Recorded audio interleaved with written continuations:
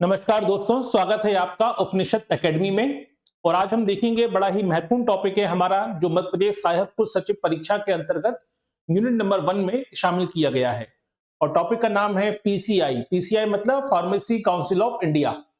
तो pharmacy council of India क्या है, इसका गठन कब हुआ, इसके नियम कौन से हैं, इसकी संरचना कैसी है, वर्तमान इसके अध्यक्ष और सदस्य क्या कौन हैं, इसकी जवाबदेहिता कैसी है, और साथ ही साथ इसके फंक्शन क्या हैं, और वर्तमान में ये कौन कौन से कार्यक्रमों को संचालित कर रही है, इन सब बातों को जानेंगे आज के अपने इस लेक्चर में। तो चलिए शुरुआत करते हैं आज के टॉपिक की।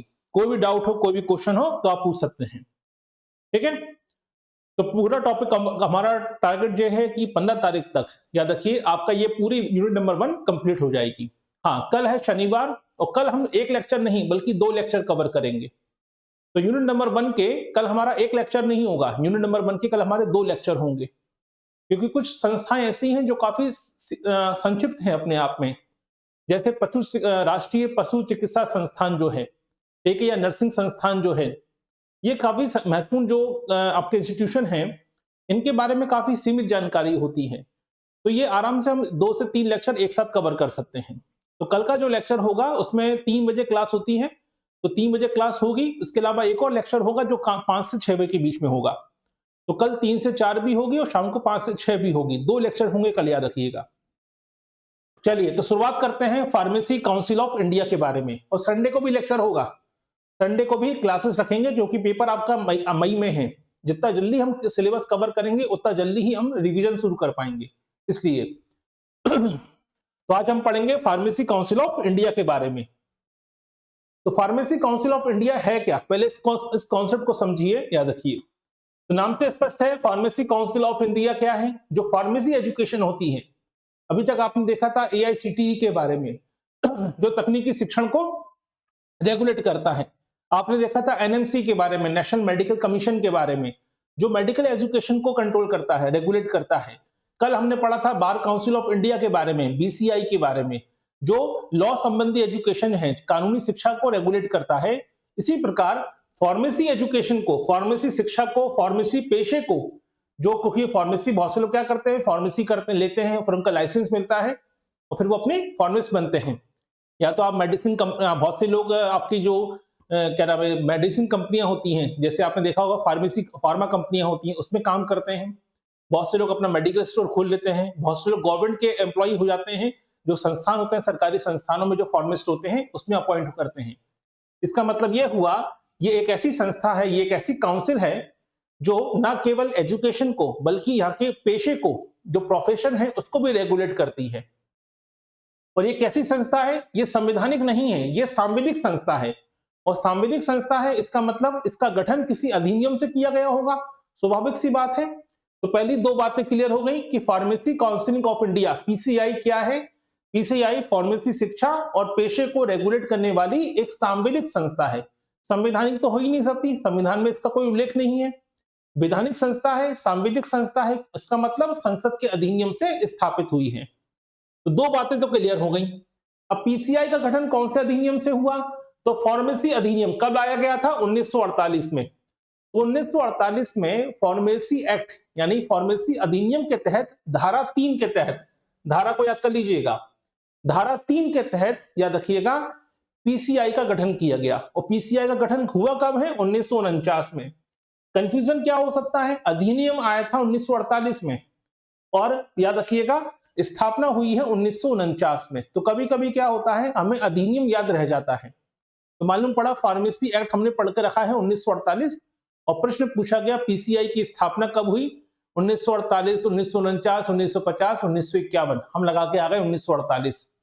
तो अधिनियम तो लाया गया था 1948 में, लेकिन स्थापना हुई है 1949 में। इसके अलावा पीसीआई का जो मुख्यालय है वो कहां पर है? वो नई दिल्ली में है। इसका कोई क्षेत्रीय कार्यालय नहीं है, याद रखिएगा। यूजीसी के जैसे क्षेत्रीय कार्यालय है 6, ऐसा कोई क्षेत्रीय कार्यालय इसका नहीं है। इसके अलावा फार्मेसी काउंसिल, जो फार्मेसी अधिनियम है, माफ कीजिएगा, फार्मेसी काउंसिल ऑफ इंडिया है, पीएसआई है, उस पीसीआई, माफ कीजिएगा, पीसीआई जो है, ये किस मंत्रालय के अंतर्गत आता है? ये आता है स्वास्थ्य एवं परिवार कल्याण मंत्रालय के अंतर्गत। तो यहां से देखिए 4 प्रश्न आपके बन गए, 4 से 5 क्वेश्चन बन सकते हैं इस टॉपिक से। पहला, फार्मेसी एक्ट कब लाया गया? 1948 में। दूसरा, PCI pharmacy council of India का गठन किस अधिनियम के तहत हुआ है? धारा 3 के तहत हुआ है। तीसरा क्वेश्चन, पीसीआई का गठन हुआ कब था? 1949 में हुआ था। पीसीआई का मुख्यालय कहां पर है? नई दिल्ली में इसका मुख्यालय है। और पांचवा, पीसीआई किस मंत्रालय के अधीन कार्य करता है? पीसीआई स्वास्थ्य एवं परिवार कल्याण मंत्रालय के अंतर्गत स्थापित एक सांविधिक निकाय है, यानी एक वैधानिक संस्था है। क्लियर यहां तक? तो देखिए 5 प्रश्न आपके बनने की संभावनाएं यहां से दिखाई देती हैं। अब हम बात करें, ये तो हो गया पीसीआई का गठन। अब बात करें तो पीसीआई की संरचना कैसी है? तो याद रखिएगा, दिमाग में बैठा लीजिएगा, पीसीआई की संरचना हर 5 साल में क्या होती है? ठीक है, रिस्ट्रक्चर होता है, यानी पुनर्गठन होता है। हर 5 साल में पीसीआई का, आपके फार्मेसी काउंसिल ऑफ इंडिया का रिस्ट्रक्चर होता है हर 5 साल में। ये क्वेश्चन बन सकता है कि पीसीआई का, फार्मेसी काउंसिल ऑफ इंडिया का रिस्ट्रक्चर यानी पुनर्गठन कितने वर्षों में होता है? 5 वर्षों में होता है। अब गठन की बात करें तो इसकी जो संरचना है, ठीक है, हर 5 साल में चेंज होती है। इसकी संरचना 3 स्तर पर बटी हुई है। कितने स्तर पर? 3 स्तर पर। पहला होते हैं निर्वाचित सदस्य, यानी इसकी संरचना में 3 प्रकार के सदस्य होते हैं। पहले कौन से हैं? निर्वाचित सदस्य, यानी इलेक्टेड मेंबर जो होते हैं। ये निर्वाचित सदस्य कितने होंगे इसको भी समझ लीजिए। इस निर्वाचित सदस्यों में से 6 सदस्य कहां से आएंगे? यूजीसी के द्वारा अपॉइंट किए जाएंगे। क्लियर? किसने अपॉइंट किया? यूनिवर्सिटी ग्रांट कमीशन ने अपॉइंट किए हैं 6 मेंबर। एक सदस्य कहां से आएगा? स्टेट फार्मेसी काउंसिल से आएगा। और एक सदस्य कहां से आएगा? नेशनल मेडिकल कमीशन, पढ़ा था हमने, एनएमसी, नेशनल मेडिकल कमीशन द्वारा अपॉइंट किया जाएगा। तो कुल मिलाकर कितने मेंबर अपॉइंट हो गए? 6 यूजीसी के द्वारा, एक स्टेट फार्मेसी काउंसिल के द्वारा और एक हो गया एनएमसी के द्वारा। कुल मिलाकर 8 सदस्यों को नॉमिनेट किया जाता है। तो निर्वाचित सदस्य कितने हो गए? माफ कीजिएगा, इलेक्टेड मेंबर कितने हो गए? 8 मेंबर हो गए। ये इलेक्टेड मेंबर कहां से चुने गए हैं? ये इलेक्टेड मेंबर लिए गए हैं, आपकी यूजीसी ने 6 लोगों को इलेक्टेड किया, नेशनल मेडिकल कमीशन से 1 अपॉइंट किया गया और स्टेट फार्मेसी काउंसिल से 1 अपॉइंट किया गया। तो प्रश्न ये बन सकता है कि फार्मेसी काउंसिल ऑफ इंडिया में निर्वाचित सदस्यों की कुल संख्या कितनी होती है? तो कुल संख्या होती है 8। इस 8 में से सबसे ज्यादा सदस्य कहां से आते हैं? यूजीसी के द्वारा आते हैं 6 सदस्य। तो ये तो हो गया निर्वाचित सदस्य। दूसरे होते हैं नॉमिनेट मेंबर। ठीक है, ठीक है, क्लियर यहां तक? तो दूसरे कौन सी कैटेगरी होती है? दूसरा स्तर कौन सा होता है संरचना में? Nominate member. ये नॉमिनेट मेंबर कहां से आएंगे? तो 6 सदस्यों को कौन अपॉइंट करेगा नॉमिनेट मेंबर में? केंद्र सरकार अपॉइंट करेगी। ठीक है, और एक सदस्य को कौन अपॉइंट करेगा? राज्य सरकार अपॉइंट करेगी। यानी 6 और 1 7। इसका मतलब हो गया कि इलेक्टेड मेंबर, निर्वाचित सदस्य कितने हैं? 8। नॉमिनेट मेंबर कितने हैं? 7। इस नॉमिनेट 7 सदस्यों में से 6 सदस्य किसने अपॉइंट किए हैं? सेंट्रल गवर्नमेंट ने, केंद्र सरकार ने। और एक सदस्य किसने अपॉइंट किया है? स्टेट गवर्नमेंट ने। अब जो 6 मेंबर अपॉइंट किए हैं केंद्र सरकार ने, उसमें नियम ये कहता है कि इन 6 में से 4 सदस्य क्या होने चाहिए? ठीक है, उनके पास फार्मेसी की डिग्री होनी चाहिए। तो जो केंद्र सरकार जिन 6 सदस्यों को नॉमिनेट कर रही है, उसमें से 4 के पास कम से कम क्या होना चाहिए? 4 के पास फार्मेसी की डिग्री होनी चाहिए। और एक सरकार को राज्य सरकार अपॉइंट, एक सदस्य को राज्य सरकार अपॉइंट करेगी, उसके लिए कोई नियम नहीं है, उसके लिए कोई शर्त नहीं है। तो ये हो गया नॉमिनेट मेंबर। इसके अलावा 3 सदस्य होते हैं पदेन। कितने होते हैं? पदेन सदस्य। अब ये पदेन सदस्य कौन होंगे? जो इन 3 प्रकार के विभागों में बैठे होंगे, 3 प्रकार के पदों पर होंगे। जो भी व्यक्ति इन 3 पदों पर होगा वो अपने आप 3 पदेन सदस्य बन जाएगा। कौन कौन से?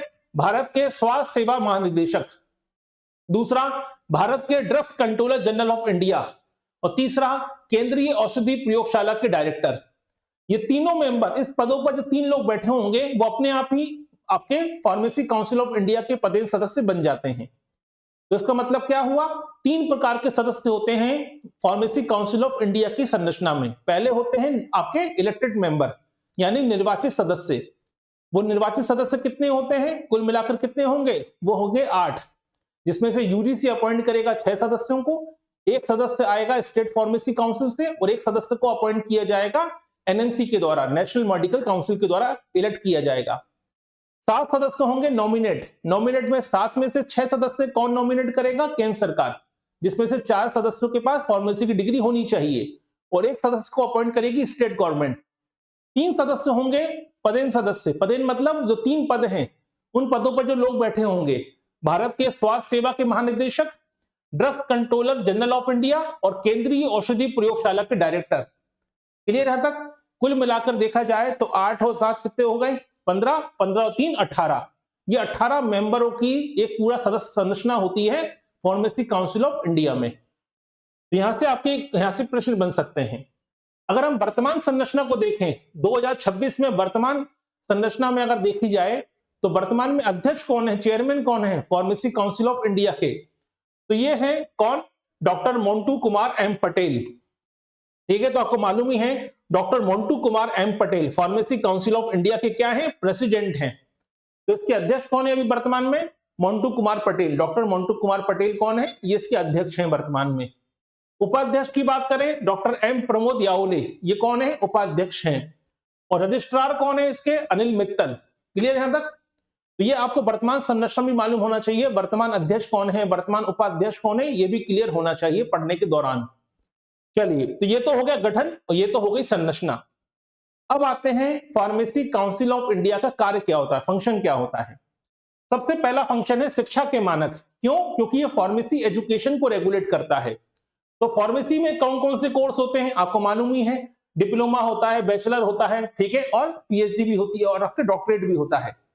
तो भाई जो डी फार्मा है, बी फार्मा है, ठीक है, इस डिग्री के लेकर जो भी प्रवेश को लेकर न्यूनतम योग्यता होती है, पाठ्यक्रम होता है, ये सब कुछ कौन तय करेगा? ये सब कुछ तय करेगी फार्मेसी काउंसिल ऑफ इंडिया। जैसे आप देखते हैं एमबीबीएस का कोर्स होता है, तो एमबीबीएस है, एमएस है, एमडी है, इसके लिए नेशनल मेडिकल कमीशन बनाया गया है। उसी प्रकार एम फार्मा, बी फार्मा जैसे जो कोर्स होते हैं, M pharma, B pharma, D pharma, इन सब के लिए क्या होगा? इन सबके पाठ्यक्रम क्या होगा, न्यूनतम योग्यता क्या होगी, कौन व्यक्ति ये कोर्स कर सकता है, ठीक है, इसका पाठ्यक्रम कैसा होना चाहिए, पूरे भारत में एक समान पाठ्यक्रम होना चाहिए। ये सारा काम करता है कौन? आपके फार्मेसी काउंसिल ऑफ इंडिया। दूसरा, संस्थानों को मंजूरी देना। जो भी फार्मेसी कॉलेज खोलने चाहते हैं तो उन्हें फार्मेसी कॉलेज खोलने से पहले आवेदन देना होगा फार्मेसी काउंसिल ऑफ इंडिया को। बिना पीसीआई की अनुमति के कोई भी फार्मा कॉलेज नहीं खुल सकता। और साथ ही साथ कॉलेज खोलने के साथ साथ पीसीआई क्या करेगा? इन कॉलेजों का निरीक्षण भी कर सकता है मान्यता देने से पहले। तो बिना इनकी मान्यता के कोई भी फार्मा कॉलेज नहीं ओपन हो सकता। तीसरा, निरीक्षण। यह सुनिश्चित करता है कि कॉलेजों में लैब हो, लाइब्रेरी हो, फैकल्टीज हो, ठीक है, अगर ये मानक हैं तभी मान्यता देगा। अगर ये मानक है या नहीं है, इसके लिए निरीक्षण करने की शक्ति किसके पास होगी? पीसीआई के पास है, फार्मेसी काउंसिल ऑफ इंडिया के पास है। ठीक है, तो ये 3 महत्वपूर्ण काम आपने देखे। चौथा महत्वपूर्ण काम, जो लोग फार्मेसी करके बाहर निकलते हैं उनके पास लाइसेंस होता है। आपने देखा होगा कि भाई अगर आपको मेडिकल स्टोर खोलना होता है, ठीक है, फार्मेसी की कोई भी शॉप खोलनी होती है तो आपको लाइसेंस चाहिए होता है।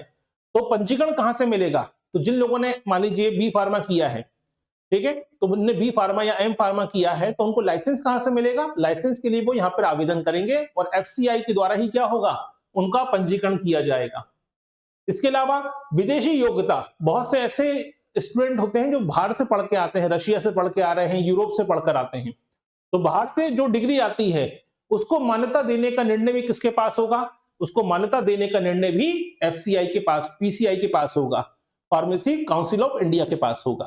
तो ये सारे फंक्शन होते हैं किसके? पीसीआई के। ठीक है, चलिए आगे बढ़ते हैं।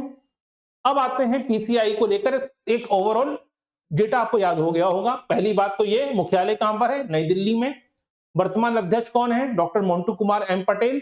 तीसरा, कौन से अधिनियम से बना है? फार्मेसी अधिनियम 1948 के तहत बना है, धारा 3 के तहत बना है, लेकिन स्थापना हुई है 1949 में। ठीक है, क्या काम करता है? फार्मेसी शिक्षा और व्यवसाय को रेगुलेट करता है। अब आते हैं वर्तमान अपडेट देखें, तो वर्तमान में कौन से कार्यक्रम हैं या वर्तमान में क्या सुधार किया है फार्मेसी एजुकेशन के संदर्भ में पीसीआई ने? तो सबसे महत्वपूर्ण काम किया है पीसीआई ने। ठीक है, ऑडियो वीडियो क्लियर है सभी को? प्रॉपर तरीके से आवाज सुनाई दे रही है? समझ में आ रहा है हम क्या पढ़ रहे हैं? कोई भी डाउट हो, क्वेश्चन हो, पूछ लीजिएगा। चलिए, सबसे पहला जो अपडेट किया है वो है ओपन स्कूल पात्रता। पीसीआई ने वर्तमान में ये अपडेट किया है कि केंद्र सरकार और राज्य सरकार के जो ओपन स्कूल होते हैं, यहां से जो भी एजुकेशन प्राप्त करके आएगा छात्र, वो भी फार्मेसी पाठ्यक्रम में प्रवेश ले सकता है। और फार्मिस्ट के रूप में पंजीकृत कर सकता है। देखिए बहुत से बच्चे होते हैं जो रेगुलर स्कूल नहीं जाते हैं, रेगुलर स्कूल वाला एजुकेशन प्राप्त नहीं करते हैं, वो ओपन के माध्यम से बात कर पढ़ते हैं। जैसे आपने देखा होगा स्टेट लेवल पर ओपन विश्वविद्यालय भी होते हैं।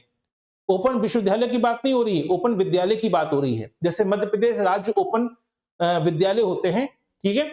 तो वहां से जो लोग ओपन से स्कूल से पास आउट करके आते हैं, अब वो भी फार्मेसी में कोर्स ज्वाइन कर सकते हैं, B pharma D pharma join कर सकते हैं। ये पहला अपडेट किया गया है। दूसरा, डी फार्मा एग्जिट एग्जाम, यानी डिप्लोमा फार्मेसी के छात्रों के लिए एग्जिट एग्जाम जो होगा वो अनिवार्य होगा।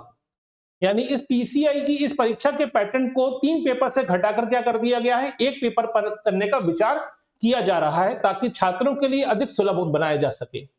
यानी जो एग्जिट प्रोग्राम होता है, यानी अब पहले तक क्या था, जो एम फार्मा बी फार्मा करते हैं उनके लिए तो अनिवार्य था एग्जाम, लेकिन डिप्लोमा फार्मेसी वालों के लिए एग्जाम अनिवार्य नहीं था। लेकिन जिन्होंने डिप्लोमा किया है उन्हें भी अब एग्जिट एग्जाम अनिवार्य कर दिया गया है, क्योंकि बड़े पैमाने पर हम देखते हैं कि भारत में जो फार्मेसी कॉलेज हैं वो कुकुर मुत्ते की तरह खुल गए हैं। जगह जगह गली कूचे में फार्मेसी कॉलेज देखने को मिलते हैं। हर इंजीनियरिंग कॉलेज में फार्मेसी कॉलेज ब्रांच आ चुकी है। तो डिग्री बांटने वाला खेल चल रहा है बड़े पैमाने पर, और खासकर डी फार्मा तो बड़े पैमाने पर होने लगा।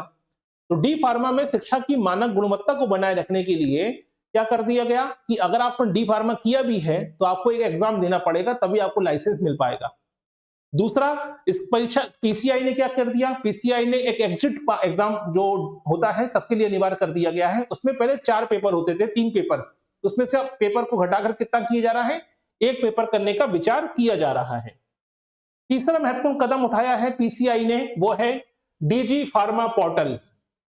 नाम से स्पष्ट है, जैसे आपने सुना होगा डीजी लॉकर होता है, ऐसे ही डीजी फार्मा पोर्टल शुरू किया है, जिसका पर्पस क्या है, अगर संस्थानों को मान्यता चाहिए, अप्रूवल लेना होगा, सारा काम इसी ऑनलाइन होगा। ऑनलाइन प्रोसीजर को बढ़ावा दिया जा रहा है, ठीक है।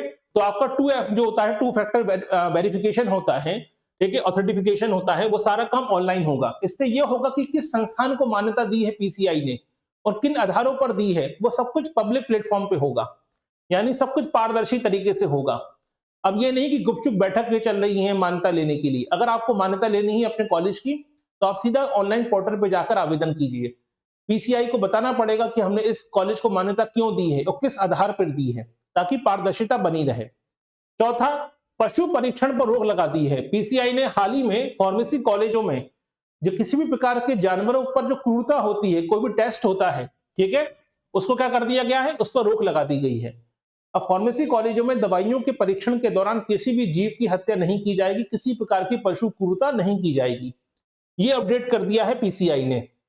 इसके अलावा प्रधानमंत्री भारतीय जन औषधि परियोजना जो शुरू की गई है बड़े पैमाने पर जेनेरिक मेडिसिन को लेकर, तो पीसीआई ने इसमें इस भारत सरकार के इस कार्यक्रम में सक्रिय रूप से भूमिका निभाई है। पीसीआई ने फार्मिस्टों को जन औषधि केंद्र खोलने के लिए प्रोत्साहित कर रही है। भाई आपने लाइसेंस तो ले लिया है, लेकिन लाइसेंस लेने के साथ साथ अगर आप कोशिश कीजिए कि एलोपैथी आप स्टोर खोलने वाले हैं, ठीक है, जिसमें आप बड़ी बड़ी विदेशी कंपनियों की दवाइयां बेचेंगे, तो क्यों ना जन औषधि केंद्र को बढ़ावा दिया जाए, ताकि आम लोगों के लिए सस्ती और अच्छी दवाइयां उपलब्ध हो सके, जेनेरिक मेडिसिन को बढ़ावा मिले। इसके लिए वो विशेष जागरूकता अभियान भी चला रहा है और फार्मिस्टों को क्या दे रहा है, इंटर्नशिप भी दे रहा है, ठीक है, ताकि वो अपने पैरों पर खड़े हो सकें। भाई आपने कोर्स पूरा करके बाहर निकले हैं 23-24 साल की उम्र में, तो कहीं ना कहीं आप बड़े दवाइयों का स्टोर खोलेंगे, उसमें पैसा बहुत लगेगा।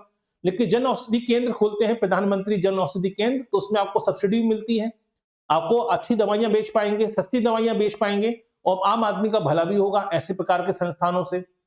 इसके अलावा पीसीआई ने क्या शुरू किया, कंटिन्यूअस एजुकेशन प्रोग्राम सीईपी शुरू किया है। सीईपी का पर्पस क्या है कि जो फार्मिस्ट हैं, ठीक है, उनके लिए एक रिफ्रेश कोर्स चलाया जाएगा, ताकि वर्षों से काम कर रहे हैं उन्हें नई दवाइयों, नई वैक्सीनों, नई मेडिसिन के बारे में, नई टेक्नोलॉजी के बारे में अपडेट किया जा सके। अब मान लीजिए बहुत से फार्मिस्ट ऐसे हैं जो 15 साल पहले, 20 साल पहले, 18 साल पहले जिन्होंने कोर्स किया था, जिन्होंने डिग्री प्राप्त करी थी, बी फार्मा एम फार्मा किया था, लेकिन अब नई नई दवाइयां आ रही हैं, नए नए इंजेक्शन आ रहे हैं, नए नए प्रकार की मेडिसिन आ रही हैं, तो उसके लिए अपडेट भी तो करना पड़ेगा। तो अपडेट करने के लिए प्रशिक्षण कार्यक्रम भी चलाता है, किसके नाम से, सीईपी के नाम से पीसीआई, ठीक है। इसके अलावा clinical pharmacy and pharma D को बढ़ावा देने की बात हो रही है। पीसीआई अब केवल दवा बेचने वाली बात नहीं कर रहा है कि आपने डिस्पेंसरी आपने लिया और मेडिकल स्टोर खोल लिया।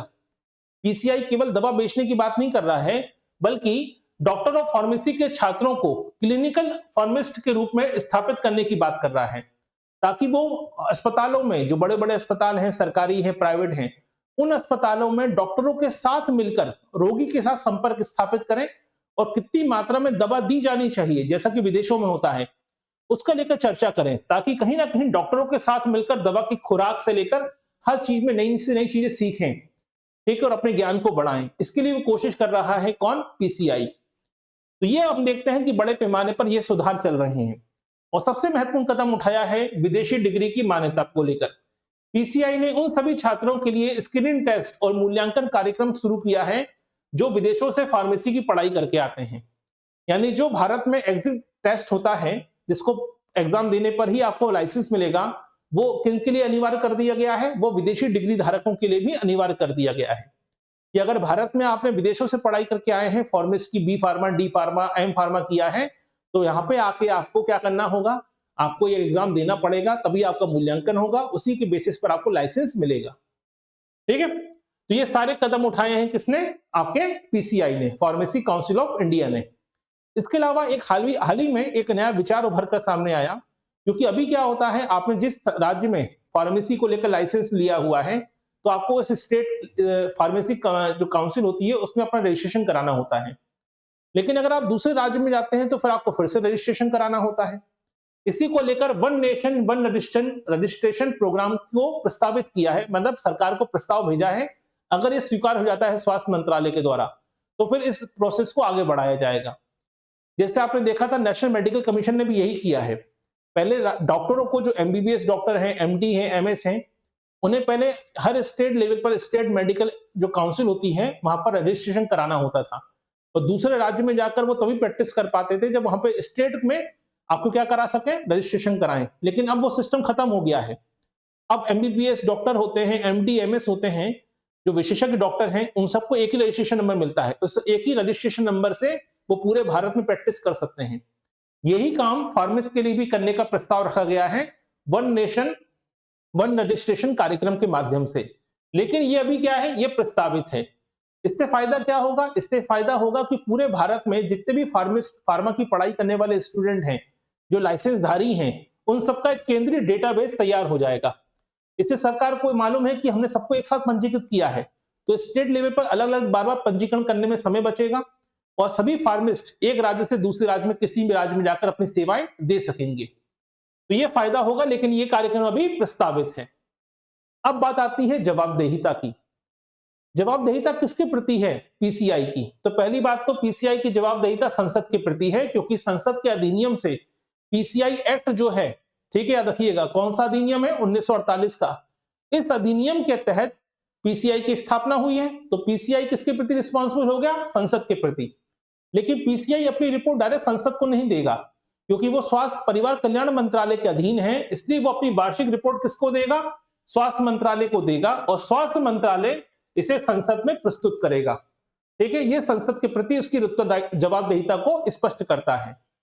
दूसरा, जनता के प्रति। जनता के प्रति क्यों? क्योंकि ये सुनिश्चित करता है कि ये पीसीआई की जिम्मेदारी है कि समाज में केवल योग्य और प्रमाणित फार्मिस्ट ही दवाओं का बेचें। ये नहीं कि हर कोई व्यक्ति मेडिकल स्टोर खोल के अपना दूसरे के लाइसेंस पे काम करने लगे। भारत में ये बड़े पैमाने पर होता है। ये पीसीआई की सबसे बड़ी असफलता है। आज भी अगर आप जाके देखें तो बहुत सी फार्मा दुकान, जो मेडिकल स्टोर होते हैं, वो लोग चला रहे हैं जिनके पास लाइसेंस है ही नहीं। दूसरे के लाइसेंस पर, ठीक है, वो दुकान चला रहे हैं और हर महीने कुछ ना कुछ पैसा दे देते हैं लाइसेंस वाले को। यानी जिस व्यक्ति ने पढ़ाई करी है वो दुकान चला ही नहीं रहा, वो मेडिकल स्टोर खोलता ही नहीं है, वो अपना लाइसेंस 2-3 लोगों को बेच के आराम से केवल बैठे बैठे पैसा कमा रहा है।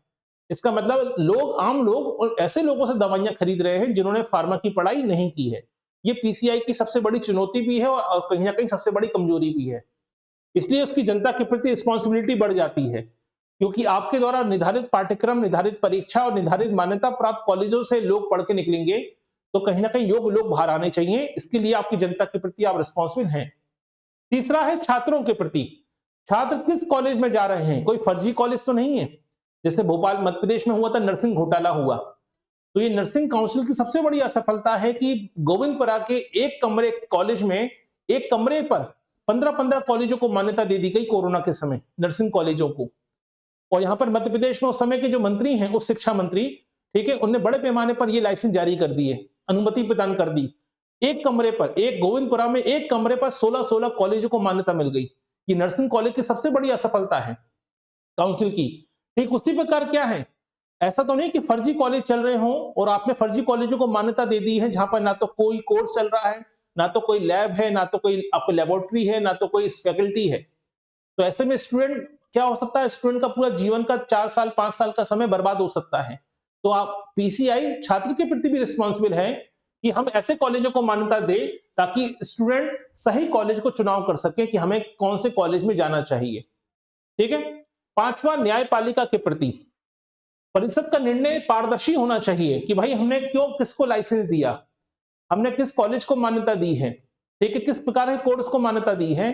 तो अगर ऐसे में अगर कुछ होता है तो कहीं से न्यायालय हस्तक्षेप कर सके। तो ये जवाबदेहिता है जनता के प्रति, स्टूडेंट के प्रति, आम लोगों के प्रति, संसद के प्रति और न्यायपालिका के प्रति। ये किसकी जवाबदेहिता है? पीसीआई की जवाबदेहिता है। चलिए अब देखते हैं कुछ क्वेश्चन। तो पीसीआई से रिलेटेड 15 क्वेश्चन को हम सॉल्व करने का प्रयास करेंगे।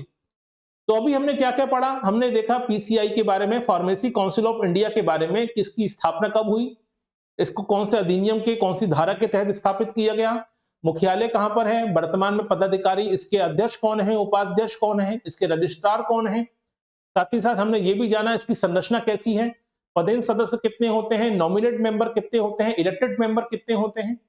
ठीक है। इसके पीसीआई के फार्मेसी काउंसिल ऑफ इंडिया के फंक्शन क्या है। फंक्शन के साथ साथ हमने ये भी जाना कि जो जवाबदेहिता किसके प्रति है, कौन कौन से नए कार्यक्रम चलाए हैं फार्मेसी काउंसिल ऑफ इंडिया ने। तो ये पूरा समग्र तौर पर ये हमने टॉपिक अपना तैयार किया सहायक कुल सचिव परीक्षा के संदर्भ में। ठीक है। चलिए अब हम देखते हैं, प्रश्नों को सॉल्व करना शुरू करते हैं। सबसे पहला क्वेश्चन आपके सामने है, Bharat pharmacy council of India PCI का गठन किस अधिनियम की किस धारा के अंतर्गत किया गया है। अब दो क्वेश्चन है इसके अंदर। ठीक है। आपसे पूछा गया है किस अधिनियम की और किस धारा के अंतर्गत। तो अधिनियम आपको मालूम है 1948 में अधिनियम लाया गया था और अधिनियम की धारा कौन सी है, धारा 3 के तहत पीसीआई का गठन किया गया है। तो औषधि प्रसाधन सामग्री अधिनियम 1940 की धारा 5, फार्मेसी अधिनियम 1948 की धारा 3, फार्मेसी अधिनियम 1948 की धारा 12 और भारतीय चिकित्सा परिषद अधिनियम 1956 की धारा 3। तो सही आंसर क्या आएगा? ऑप्शन नंबर बी इसका सही आंसर है। पीसीआई की परिषद का रिस्ट्रक्चर यानी पुनर्गठन की अवधि क्या होती है। तो पीसीआई का जो संरचना है उसका रिस्ट्रक्चर कितने सालों में होता है? 3 वर्ष में, 4 वर्ष में, 5 वर्ष में या 6 वर्ष में। तो हर 5 साल में क्या होता है? रिस्ट्रक्चर होता है, पुनर्गठन होता है। पीसीआई की संरचना के पदेन सदस्यों के संबंध में निम्न कथनों पर विचार कीजिए। पदेन सदस्य मतलब वो 3 महत्वपूर्ण पद, जिन पदों पर जो लोग बैठे होंगे वो अपने आप ही पीसीआई के मेंबर कहलाएंगे, पदेन सदस्य कहलाएंगे। तो बताइए कौन कौन से 3 मेंबर हैं। भारत के स्वास्थ्य सेवा के महानिदेशक, सही बात है, ये तो मेंबर होते हैं। Drug controller general of India, ये भी होते हैं। केंद्रीय औषधि प्रयोगशाला के डायरेक्टर, ये भी होते हैं। ये तीनों सदस्य कायमी काउंट होते हैं, पदेन सदस्यों में गिने जाते हैं। तो इसका मतलब क्या हुआ? इसका मतलब 1 2 3 तीनों सदस्य आएंगे। पीसीआई में निर्वाचित सदस्यों के अंतर्गत यूजीसी द्वारा शिक्षण क्षेत्र के कितने सदस्य चुने जाते हैं। अब देखिए यहां बात हो रही है निर्वाचित सदस्यों की। 3 प्रकार के सदस्य होते हैं, एक होते हैं निर्वाचित, एक होते हैं मनोनीत और एक होते हैं पदेन। पदेन सदस्य होते हैं 3, याद रखिएगा। मनोनीत होते हैं 7 और निर्वाचित होते हैं 8।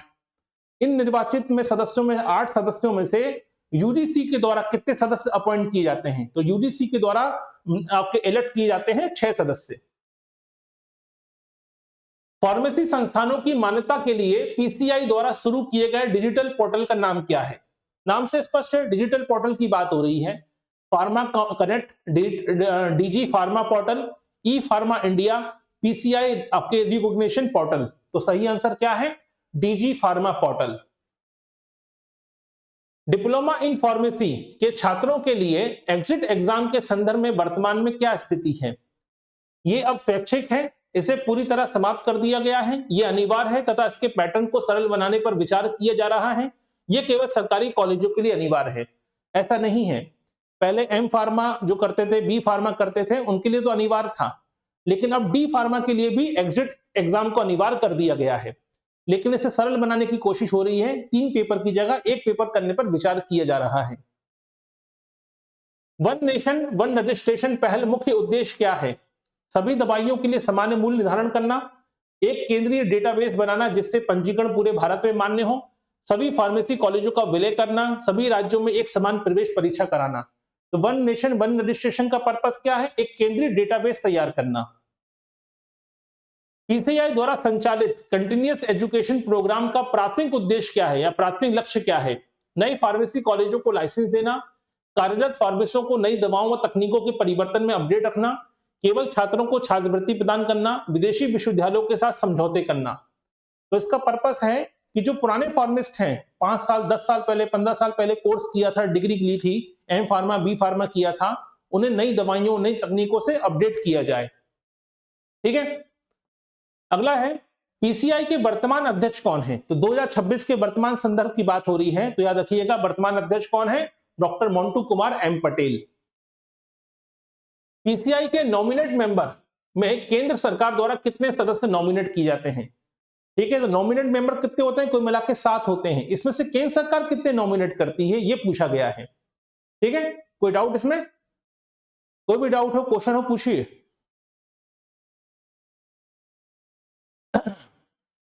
यहां बात आ रही है कि भाई पीसीआई के नॉमिनेट मेंबर में से केंद्र सरकार कितने सदस्यों को नॉमिनेट करती है?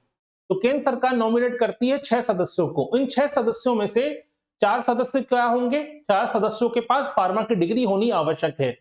तो आंसर क्या आएगा? आंसर आएगा ऑप्शन नंबर बी। पीसीआई ने हाल ही में किस प्रकार के परीक्षणों के विरुद्ध सख्त एडवाइजरी जारी की है? क्लिनिकल ट्रायल, क्रूर पशु परीक्षण, जेनेरिक दवाओं का परीक्षण, मृदा परीक्षण। तो कौन से परीक्षण को लेकर एडवाइजरी जारी की है? इसे मनाही कर दी गई है। क्रूर पशु परीक्षण, दवाओं का परीक्षण किसी भी पशुओं पर क्रूर तरीके से नहीं किया जाएगा और किसी प्रकार का परीक्षण पशुओं पर नहीं होगा। ओपन स्कूल से शिक्षा प्राप्त छात्रों के संदर्भ में पीसीआई का नवीनतम रुख क्या है? वे फार्मेसी पाठ्यक्रमों के लिए अपात्र हैं, वे केवल डी फार्मा कर सकते हैं, वे फार्मेसी पाठ्यक्रमों और पंजीकरण के लिए पूर्ण पात्र हैं, उन्हें न्यायालय की अनुमति लेनी होगी। ऑप्शन नंबर सी, यानी आप ओपन से अगर आपने 12th एग्जाम पास किया है, ठीक है, तो भी आप क्या कर सकते हैं? फार्मेसी कॉलेज में एडमिशन ले सकते हैं, पंजीकरण करा सकते हैं। पीसीआई फार्मिस्ट को उद्यमी बनने हेतु किस योजना के माध्यम से प्रोत्साहित कर रही है? मेक इन इंडिया कार्यक्रम, आयुष भारत, आयुष्मान भारत, प्रधानमंत्री भारतीय जन औषधि परियोजना, स्टार्टअप इंडिया। तो सही आंसर क्या आएगा? प्रधानमंत्री जन औषधि केंद्र स्थापित करने के लिए प्रोत्साहित कर रही है पीसीआई। ठीक है, डी फार्मा पाठ्यक्रम के संबंध में पीसीआई का विजन क्या है? पाठ्यक्रम को समाप्त करना, केवल एकेडमिक शोध तक सीमित रखना, अस्पतालों में क्लिनिकल फार्मासिस्ट के रूप में स्थापित करना, केवल लैब तकनीशियन के रूप में मान्यता देना। ठीक है, तो ऑप्शन नंबर सी इसका सही आंसर है। पीसीआई के कार्यों के संदर्भ में निम्नलिखित में से कौन सा विकल्प सही नहीं है? ध्यान समझिएगा, कौन सा सही नहीं है? फार्मेसी शिक्षा के मानक निर्धारित करना, फार्मेसी संस्थाओं का निरीक्षण करना, विदेशों की फार्मेसी योग्यताओं को मान्यता देना, दवाओं का अधिकतम खुदरा मूल्य एमआरपी निर्धारित करना। ठीक है, तो पीसीआई के बाकी 3 काम पीसीआई करती है। ऑप्शन नंबर डी, ये काम पीसीआई का नहीं है। पीसीआई दवाओं की एमआरपी तय नहीं करती है। ठीक है, तो ये है आज के हमारे 15 क्वेश्चन, जिसमें हमने जानने समझने का प्रयास किया फार्मेसी काउंसिल ऑफ इंडिया के बारे में। तो फार्मेसी काउंसिल ऑफ इंडिया क्या है, ये पूरा लेक्चर आपको समझ में आ गया होगा। ठीक है, चाहे पेपर डेटाबेस आए, पेपर कॉन्सेप्चुअल आए, दिक्कत गलतियां नहीं होंगी। दूसरा, हाँ, लेकिन अपडेट रखिएगा हमेशा। अपडेट कैसी? मान लीजिए जो अभी मोंटू कुमार पटेल हैं, ठीक है, अगर मान लीजिए इस्तीफा दे देते हैं या उनकी जगह किसी दूसरे व्यक्ति को अपॉइंट किया जाता है, तो फिर डेटा अपडेट हो जाएगा, याद रखिए। ठीक है, तो 15 क्वेश्चन सॉल्व करने से आपको एक आइडिया लग गया होगा कि इस टॉपिक में हमें क्या क्या पढ़ना है, याद रखिएगा। तो ये महत्वपूर्ण टॉपिक है हमारा यूनिट नंबर 1 से रिलेटेड। तो प्रतिदिन हम एक एक टॉपिक कवर करते जा रहे हैं और 15 तारीख को हमारी यूनिट नंबर 1 पूरी कंप्लीट हो जाएगी। क्योंकि यूनिट नंबर 1 में डेटा बहुत सारा है, बहुत सारे संस्थान हैं, बहुत सारे आयोग हैं, बहुत सारे आपके तथ्यात्मक प्रश्न ज्यादा पूछे जाने की संभावनाएं हैं। ठीक, संडे को हमारा टेस्ट होगा, कल हमारा एक नहीं बल्कि 2 लेक्चर होंगे शनिवार को, और संडे को जितना आपको पढ़ाया गया है उस टॉपिक से कुल मिलाकर 100 क्वेश्चन का टेस्ट लिया जाएगा। तो यूनिट नंबर 1 का टेस्ट होगा सेकंड पेपर में, और फर्स्ट पेपर में टेस्ट होगा एमपी ज्योग्राफी का, यूनिट नंबर 2 का पूरा टेस्ट होगा। तो 100 क्वेश्चन एमपी ज्योग्राफी के और 100 क्वेश्चन आपके किसके होंगे, वो होंगे आपके यूनिट नंबर 1 के पेपर नंबर 2 के। कोई दिक्कत इसमें? तो कोई भी डाउट हो, कोई भी क्वेश्चन हो तो पूछ लीजिए। आया समझ में सबको? चलिए, तो मुलाकात होगी आपसे अगले लेक्चर में, और अगला लेक्चर होगा हमारा नर्सिंग काउंसिल के बारे में। तो नर्सिंग काउंसिल ऑफ इंडिया क्या है और पशु चिकित्सा संस्थान क्या है, ठीक है, पशु चिकित्सा परिषद क्या है, इन 2 टॉपिक को हम कल के लेक्चर में एक साथ कवर करेंगे। तो बने रहिए हमारे साथ, मिलते हैं अगले लेक्चर में, ठीक है। अगर आप कोर्स ज्वाइन करना चाहते हैं, क्योंकि कुछ वीडियो हमारे यूट्यूब पर भी हमने अपलोड किए हुए हैं, अगर आप कोर्स ज्वाइन करना चाहते हैं तो अभी वर्तमान की फीस यही है, ठीक है, क्योंकि इसमें फर्स्ट पेपर और सेकंड पेपर दोनों पेपर इंक्लूड हैं। डेली 2 घंटे की क्लास चलती है, एक फर्स्ट पेपर की और एक सेकंड पेपर की, ठीक है। हमारा कोर्स खत्म होगा 10 अप्रैल को, 10 अप्रैल को हमारा कोर्स कंप्लीट हो जाएगा। पेपर आपका मई के महीने में है। संडे जो टेस्ट होंगे वो भी इसमें इंक्लूड है, और 10 अप्रैल के बाद 11 अप्रैल से हमारी टेस्ट सीरीज शुरू हो जाएगी, पेपर फर्स्ट की भी और पेपर सेकंड की भी। वो टेस्ट सीरीज होगी, उसका प्राइस भी इसी में इंक्लूड है। जो लोग ये कोर्स लेंगे वो टेस्ट सीरीज उनको इंक्लूड मिलेगी उसमें, ठीक है। चलिए, तो अगर आप ज्वाइन करना चाहें तो ज्वाइन कर सकते हैं। अगर आप लैपटॉप या डेस्कटॉप पर क्लास ज्वाइन करना चाहते हैं, लाइव क्लासेस लेना चाहते हैं, पीडीएफ ओपन करना चाहते हैं, तो याद रखिए www.upanishadacademy.com ये हमारी वेबसाइट है। इस पर जाके भी आप क्लास ज्वाइन कर सकते हैं। इसके माध्यम से आप, बहुत से लोगों को मोबाइल में पढ़ने में समस्या आती है, तो अगर आपके पास टैबलेट है तो भी आप ज्वाइन कर सकते हैं, आईपैड है तो भी आप ज्वाइन कर सकते हैं। एप्लीकेशन हमारी केवल एंड्रॉइड पे काम करती है, लेकिन अगर आप डेस्कटॉप पर या एप्पल आईपैड का इस्तेमाल करते हैं तो आप फिर वेबसाइट का इस्तेमाल करके हमसे जुड़ सकते हैं, ठीक है। तो मुलाकात होगी आपसे कल, और कल सुबह 10 बजे हमारा लेक्चर होगा, जिसका पेपर नंबर 1 एमपी ज्योग्राफी का लास्ट टॉपिक है कल हमारा, और एमपी पेपर नंबर 2 का लेक्चर होता है दोपहर 3 बजे। तो सुबह 10 बजे और दोपहर 3 बजे ये हमारे लेक्चर की टाइमिंग है। तो अगर आप ज्वाइन करना चाहें संपर्क कर सकते हैं, ठीक है, नंबर लिखा ही हुआ है आपके सामने। चलिए, तो बने रहिए हमारे साथ, मिलते हैं अगले लेक्चर में। बहुत बहुत धन्यवाद।